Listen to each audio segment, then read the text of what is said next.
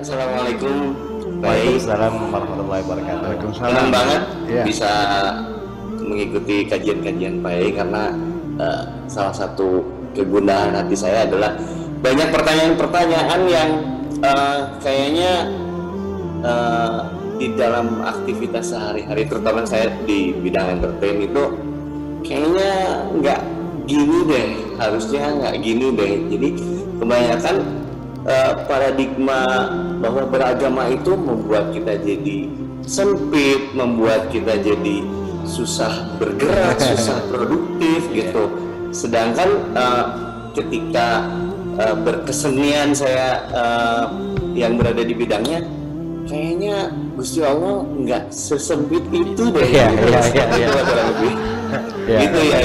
Gimana menurut ya kira-kira? Iya. Bang Aji ini beliau konsen di bidang kesenian, beliau adalah punya grup band namanya Dikdab ya. Bagaimana? Ya sekarang umat Islam ini terlalu berani mengharam-haramkan. Standarnya begini. Yang dimaksudkan Islam yang benar ini pemahaman orang yang untuk menyatakan bahwa bagaimana hukumnya itu standarnya adalah implementasi Islam di abad ke-7 Nabi Muhammad dan sahabat-sahabatnya.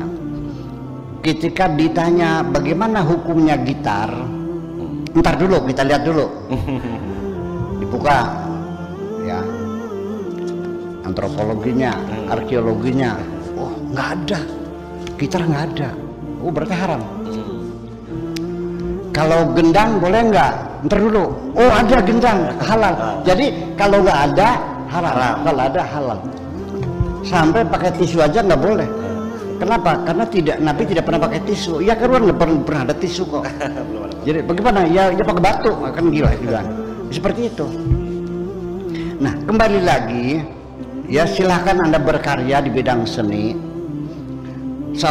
Nanti Anda kalau masuk surga bersama seorang nabi, juga seorang nabi seniman, seorang musisi namanya Daud. Dia adalah pemain harpa, dia cari makannya dari main harpa. Nanti Anda bersama Nabi Daud, jangan khawatir ya. Yang penting kalau dapat rezeki bagikan sama teman-teman. Ya, mereka dibagi-bagi insyaallah. Ya, sebab bagaimanapun juga namanya entertainment itu mesti saja bersenggolan dengan kemaksiatan, bukan kemusyrikan, kemaksiatan itu wajar. Apalagi itu di majelis zikir saya saja itu tidak semuanya niatnya bener kok. Ya, jadi ya, motor hilang gimana? Berarti ada maling masuk. Ada lagi bawa temennya ngakunya istri padahal pacarnya padahal kan. Ya, kayak di masjid juga terjadi kemaksiatan, apalagi di entertainment ya begitu. Jadi artinya bahwa orang Islam itu berani mengharam-haramkan apa diharamkan semua itu gimana ya. Begini aja lah bekal bagi Anda bahwa sebetulnya yang berhak mengharamkan itu hanya Allah. Manusia tidak boleh mengharamkan karena itu hak prerogatif Allah. Nabi Muhammad saja tidak diberi hak mengharamkan. Ya, bolehnya hanya menyuruh dan melarang. Sekali beliau itu mengharamkan, langsung ditegur oleh Allah. Ya ayyuhan nabiyyu lima tuharimu ma halallahu. Jadi artinya sebetulnya bukan mengharamkan, itu hanya sebagai narasumber. Jadi saya mengharamkan, nggak boleh mengharamkan. Sebab dunia milik Allah semuanya. Ya, kemudian jadi hakikat musik yang sifatnya memperhalus rasa mana mungkin diharamkan. Jadi mungkin kontennya saja, liriknya kayak apa, mungkin kalau lagunya Kucing Garong, terus apa lagi, Belah Duren, Keong Racun, ya mungkin lagu itu dilarang ya bolehlah karena itu merusak rasa. Tapi kalau lagunya Bimbo, lagunya Ebit, lagunya Krisye yang menyentuh rasa, kok diharamkan sih? Nggak mungkin dong. Nah, gitu artinya. Nah, jadi di sini kita sendiri sebenarnya nggak jujur. menikmati karya seni musik itu berbeda tingkat intelektualitasnya kita sendiri. Mungkin saya termasuk orang yang paling banyak menikmati seni musik ya. Tapi saya bukan musisi, bukan, karena saya dulu diharamkan sih. Gitar saya dipecahin dulu, belum dipecahin lagi. Karena itu beda orang Indonesia melihat entertainment musik dengan orang Amerika.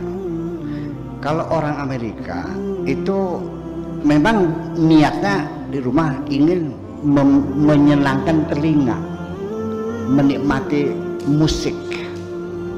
Yang nyanyi orang hitam, Whitney Houston. Yang nyanyi siapa lagi? Diana Ross. Nggak ada masalah, mereka senang, nggak ada urusan. Tapi kalau di Indonesia, kalau penyanyinya jelek pada pulang, ya karena niatnya juga bukan ingin melihat musik, melihat paha. Jujur aja nih, betul nggak persepsi sebenarnya itu? Iya, kalau jelek nggak laku. Dia kenapa?